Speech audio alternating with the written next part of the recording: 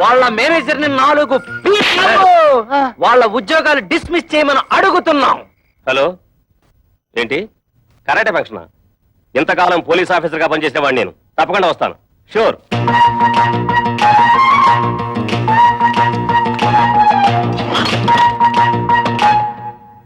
మీరెవరయ్యా?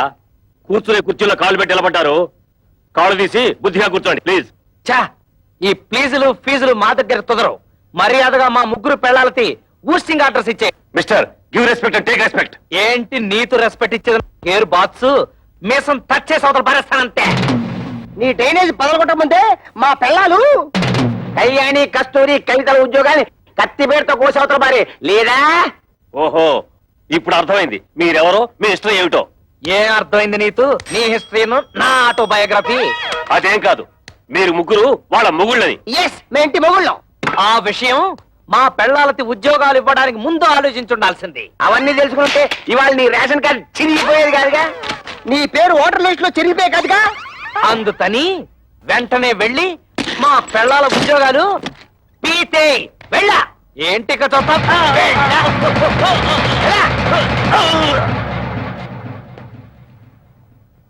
ఏంట్రా అత్తడే చూస్తూ నిలబడ్డావు? నిన్ను వెంటనే మర్డర్ చేసేసి తోట్లింగాల రేపు తెల్లి స్నానం చేసేస్తాను రే.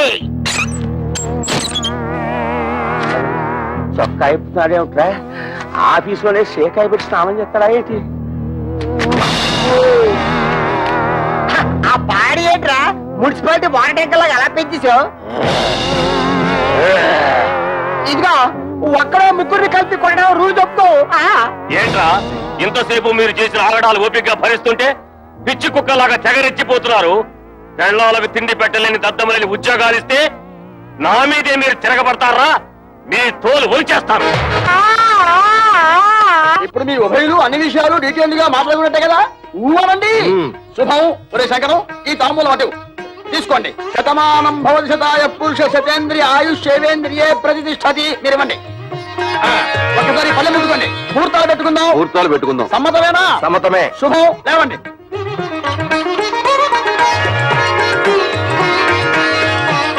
కూర్చోండి. అయ్యా మేము ఉంటాం. నమస్కారం. టాటా బిర్లా అంబానీ.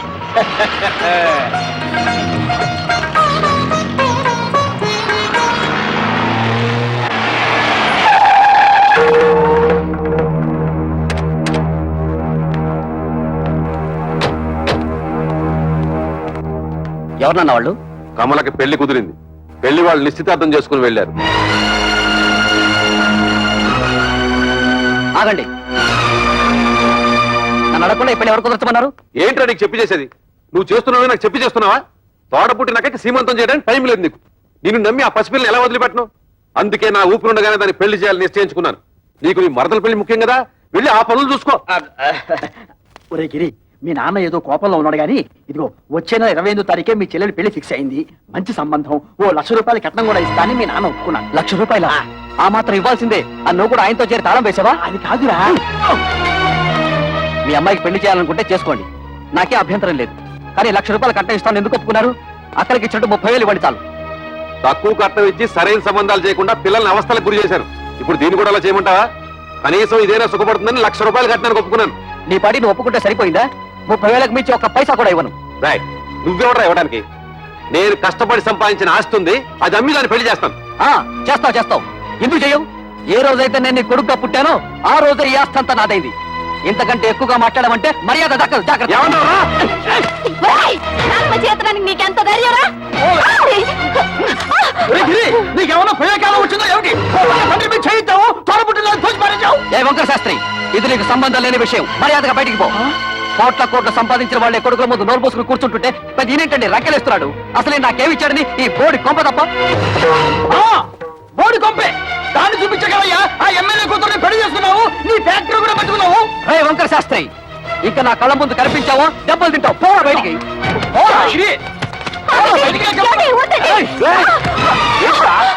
అన్న కొడుకుని ఊరుకుంటుంటే అందరూ వీరికి చేయిస్తావా? నన్నే కొడతావా? ఈ క్షణం నుంచి ఇల్లు నాది. పో బయటికి. నాన్న మీద ఇంకొకసారి చేయొద్దని మర్యాద దక్కదు. పోవే. నా ఇంట్లో ఉంటూ నన్నే బయటకి ఎంటుతావురా? ఇది నీ ఇల్లా? ఏనాడైతే పత్రాల మీద సంతకం పెట్టావో ఆనాడే ఇల్లు నాదైంది. పో బయటికి. దుర్మార్గుడా, నువ్వు కొండంత అండగా ఉంటావు అనుకున్నాను రా. నా నమ్మకాన్ని మట్టిలో కలిపావు కదా. పో. ఏయ్, ఎన్నిసార్లు చెప్పాలి? బయటికి పో. మనిషి జన్మ ఎత్తితే మళ్ళీ గుమ్మం తొక్కద్దు. ఉన్నాడు. ఏమండి,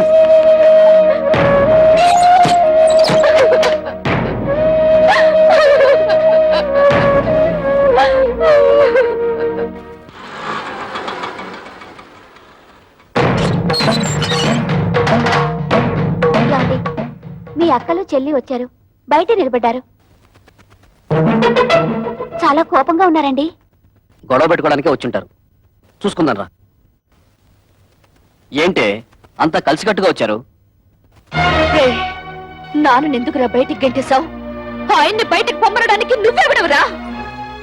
నిన్నెంతో ప్రేమగా చూసుకునే కన్న తండ్రిని బయటికి గెంటేసి నువ్వు బాగుపడవరా? వాడితే ఏంటి ఎంత మెత్తగా మాట్లాడుతున్నావు? రే చెప్పరా, నాన్న ఎందుకురా బయటికి గెంటేశావు? అడగడానికి ఎవరు లేరనా నీ పొగరు? ఎరా, ఆస్తి అంతా దొంగతనంగా రాయించుకున్నావు కదా, ఎవడేం చేస్తాడని అహంకారమా? ఏయ్, మర్యాదగా మాట్లాడవే. అది నాకు నా తండ్రికి మధ్య గొడవ. అడగడానికి నువ్వెవరు? మేము అడగకపోతే ఇంకెవరు అడుగుతారా? ఏయ్, ఎప్పుడు మీకు పెళ్లిళ్ళు అయిపోయాయో అప్పుడే ఈ ఇంటికి మీకు సంబంధం తెగిపోయింది. ఇక మీదట ఈ ఇంటి గురించి మాట్లాడే అర్హత ఎవ్వరికీ లేదు. ఆడపిల్లకి పుట్టింట్లో మాట్లాడే అర్హత లేదని ఎవరా చెప్పారు? నీకెంత హక్కుందో మాకు అంతే హక్కుంది. ఈ ఇంట్లో నువ్వెలా పుట్టావో మేము అలాగే పుట్టాం. ఏరా, మా చెల్లికి 1,00,000 రూపాయలు ఇవ్వడానికి నువ్వెవడవరా? ఇదంతా నువ్వు సంపాదించిందా? మా నాన్న కష్టపడి సంపాదించింది. కష్టపడి సంపాదించిన వాడిని బయటికి తరమేసిన నీకు మాత్రం ఇంట్లో పనేంట్రా? రా బయటికి. ఏయ్, ఎక్కువగా మాట్లాడమంటే మర్యాద. చూడండి, న్యాయం మారింది, చట్టంలోనూ మార్పులు వచ్చాయి. ఇప్పుడు మగపిల్లలతో పాటు ఆడపిల్లలకు కూడా ఆస్తిలో సమాన హక్కులున్నాయి. మీ ఆస్తి మీకు వచ్చేలా చూసే బాధ్యత నాది. ఈ పేపర్ల మీద సంతకం పెట్టండి.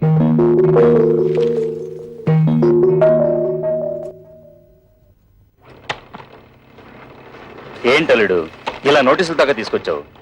తోబుటూలు అడిగితే 1,00,000 2 లక్షలు పడేసి వదిలించుండవచ్చు కదా. You don't worry. ఈ కేసులు గీసులు నన్నేం చేయలేవు.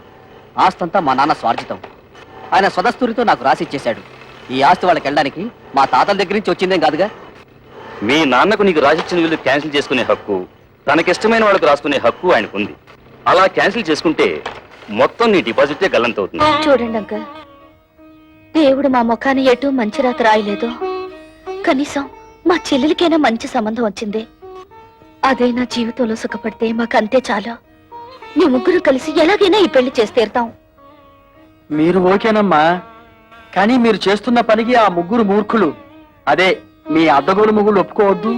వాళ్ళు ఎలాగూ అడ్డుపడతారు, మనం వాళ్ళని లైన్ లో పెట్టుకోవాలి. ఈ ఇష్టం వచ్చినట్టుగా ఉద్యోగాలకి వెళ్ళిందే తాతుండా మీ ఓనర్ చేత మమ్మల్ని తొల్లబడిపిస్తారా? అబ్బా, ఇత మీదట మీతో మాతో ఏ విధమైన సంబంధం లేదు. విడాకులే. ఇదిగో రోడ్డు మీద చాలా అసహ్యంగా ఉంటుంది, లోపలికి రండి మాట్లాడుకుందాం. ఆయన అతడు ఉన్నంత వరకు మేము లోపలికి రావండి. ఓరి మీ తుంపలు తెగ తెల్లవారు లేస్తే ఆయన ఎందుకై ఆరిపోసుకుంటారు?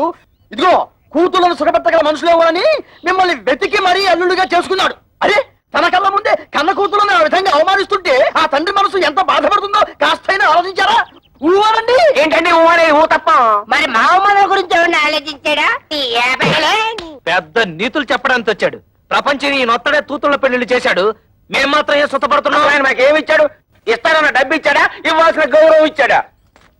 ఇంత క్షణంతో ఆయన తడవడానికి వీల్లేదు.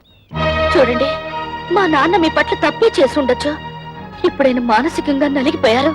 మా చెల్లెలికి పెళ్లి కూడా నిశ్చయించారు. కానీ మా అన్నయ్య ఆస్తంతా రాయించుకుని ఇంట్లోంచి గెంటేశాడు. ఇప్పుడు ఆ పెళ్లి ఎలా చేయాలో తెలియక కుమిలిపోతున్నారు. ఇది చచ్చిన వాణ్ణి, చింత బతికిన వాణ్ణి కాలుస్తుందట. అలాగే తనలో తాను కాలిపోతున్నారు. ఇప్పుడు మనం కూడా కాదంటే ఎక్కడికి వెళ్తారు? నాగభైరవ బుచ్చపై సత్రంలో ఉండమను. ఉన్న ఆస్తంతా తొడుతు పేరు రాసిచ్చేసి తూతురు పెళ్లి అరేటప్పటికి డబ్బుల కోసం ప్లాన్ వేసి ఇక్కడికి వచ్చాడా? మీరాయనకి ఏ డబ్బు ఇవ్వక్కర్లేదు. ఆ డబ్బేదో మేము ఉద్యోగాలు చేస్తున్న ఆఫీస్ లో ఏర్పాటు చేసుకుంటాం. మీరు దగ్గరుండి నడుం కట్టి పెళ్లి జరిపిస్తే చాలు. నా వల్ల మీ సంసారంలో గొడవలు వద్దమ్మా. అసలు నేను ఇక్కడికి రాకూడదు. నేను వెళ్ళిపోతాను. ఆగండి నాన్న, మేమింతిదిగా వాళ్ళని అడుగుతున్నా కొంచెం కూడా మానవత్వం లేకుండా మాట్లాడే వాళ్ళతో మాకేం పని? మేము కూడా వచ్చేస్తాం. నిన్నెత్తడ ఉండమని ఎవరు బతిమాలలేదు. పౌరుషం ఉన్న దానివైతే ఈ పాటికి ఎప్పుడో ఇంట్లోంచి బయటకు వెళ్ళిపోయిండేదానివి. ఎత్తడితే లోపలికి వెళ్ళిపోతున్నావు? మీ నాన్న ఇచ్చిన వెండి బంగారం మూటలున్నాయి, మోసి వెళ్ళిపోదావునా? తట్టు బట్టలతో వచ్చావు, తట్టు బట్టలతో బయట నాడు.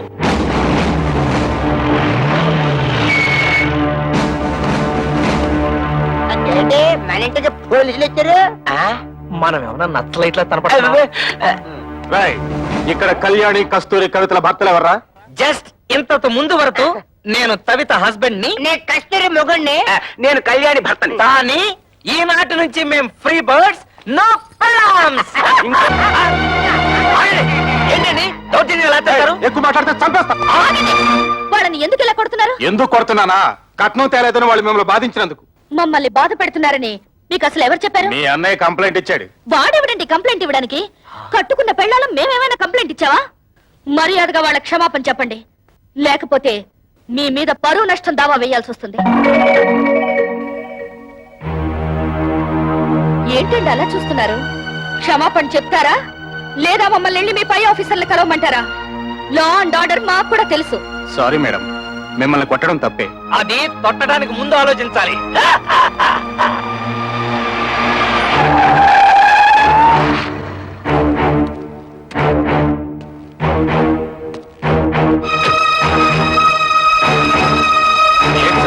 ఎమ్మెల్యే అల్లుడై ఉండి ఇలాంటి పని చేశారు. మీ సిస్టర్స్ వాళ్ళ భర్తలు బాధించలేదట. మీ వల్ల మేము ఇన్సల్ట్ అయ్యాం.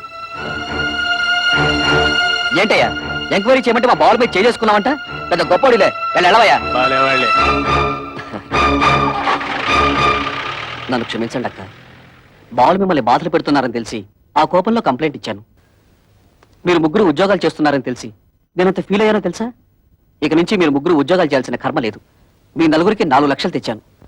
అప్పుడేదో డబ్బు టైట్ లో ఉండి ఆ టెన్షన్ ఏదో అంటే నాన్న కోపంతో వచ్చేశారు. నువ్వు ఏంటి నాన్న పురతనంగా నేనేదో అంటే కోపంతో వచ్చాడేనా? ఇరుగు పొరుగు వాళ్ళంతా నన్ను అసహ్యంగా చూస్తున్నారు తెలుసా? నాకు మీరు అక్కడ తప్ప ఇంకెవరున్నారు నాన్న? చూడు, వాళ్ళకింకా నా మీద కోపం పోలేదు. ఇదిగో ఈ డబ్బు నువ్వే నీ చేత్తో తీసుకుని వాళ్ళకి ఇచ్చేసేయ్. చిన్న చెల్లి పెళ్లి నేను దగ్గరుండి ఘనంగా జరిపిస్తాను. దీనికి కావాల్సిన డబ్బు నగలు ఇందులో ఉన్నాయి. ఈ బుద్ధి నీకు ముందే ఉండుంటే ఈ గొడవలన్నీ వచ్చేవి కాదు కదరా. వాళ్ళ ముగ్గురు మన ఆస్తి కోసం కోర్టులో కేసు వేశారంట. ఇదేమన్నా బాగుందా చెప్పు? ఏమ్మా ఇది నిజమా? అవును, మమ్మల్ని తీసి పారేసిన వాడికి మా ఆస్తి మాత్రం ఎందుకు దక్కనివ్వాలి? ఇంటి మీద అప్పు చేసే కదా ఫ్యాక్టరీ కట్టాను. ఇప్పుడు ఈ కేసులు గీసులు అంటే నా ఫ్యాక్టరీ మూసేస్తారు, నేను రోడ్డు మీద పడాలి. ఒరే గిరి, బాధపడకరా.